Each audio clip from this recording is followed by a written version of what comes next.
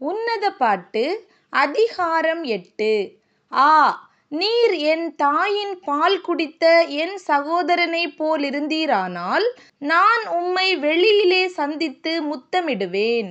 என்னை நிந்திக்கவும் மாட்டார்கள். நான் உம்மை கூட்டிக்கொண்டு என் தாயின் வீட்டுக்கு அழைத்துக்கொண்டு போவேன். நீர் என்னை போதிப்பீர். கந்தவர்க்கமிட்ட திராட்சரசத்தையும் என் மாதுளம்பழ ரசத்தையும் உமக்கு குடிக்க கொடுப்பேன். அவர் இடது கை என் தலையின் கீழிருக்கும். அவர் வலது கை என்னை அணைக்கும்.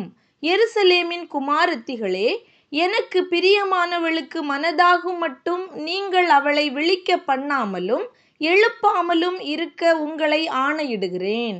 தன் நேசர் மேல் சார்ந்து கொண்டு வனாந்தரத்திலிருந்து வருகிற இவள் யார்? கிச்சிலி மரத்தின் கீழ் உம்மை எழுப்பினேன். அங்கே உமது தாய் உம்மை பெற்றாள். அங்கே உம்மை பெற்றவள் வேதனைப்பட்டு உம்மை பெற்றாள். நீர் என்னை உமது இருதயத்தின் மேல் முத்திரையைப் போலவும் உமது புயத்தின் மேல் முத்திரையைப் போலவும் வைத்துக்கொள்ளும். நேசம் மரணத்தைப் போல் வலிது. நேச வைராக்கியம் பாதாளத்தைப் போல் கொடிதாயிருக்கிறது.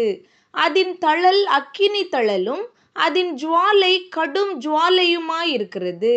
திரளான தண்ணீர்கள் நேசத்தை அவிக்க மாட்டாது. வெள்ளங்களும் அதை தணிக்க மாட்டாது.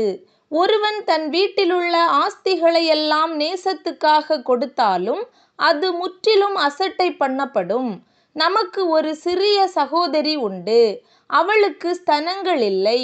நம்முடைய சகோதரியை கேட்கும் நாளில் அவளுக்காக நாம் என்ன செய்வோம்?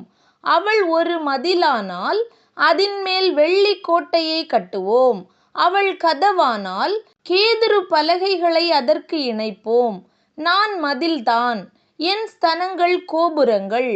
அவருடைய கண்களில் கடாட்சம் பெறலானேன். பாகால் ஆமோனிலே சாலோமோனுக்கு ஒரு திராட்சை தோட்டம் உண்டாயிருந்தது. அந்த தோட்டத்தை காவலாளிகள் வசத்திலே அதின் பலனுக்காக ஒவ்வொருவன் 1000 வெள்ளிக்காசு கொண்டு வரும்படி விட்டார். என் திராட்சை தோட்டம் எனக்கு முன்பாக இருக்கிறது. சாலமோனே, உமக்கு அந்த 1000-உம் அதின் கனியை காக்கிறவர்களுக்கு 200-உம் சேரும். தோட்டங்களில் வாசம் பண்ணுகிறவளே, தோழர் உன் சத்தத்தை கேட்கிறார்கள். நானும் அதை கேட்கட்டும். என் நேசரே, தீவிரியும். கந்த வர்க்கங்களின் மலைகள் மேலுள்ள வெளிமானுக்கும் மரைகளின் குட்டிக்கும் சமானமாயிரும்.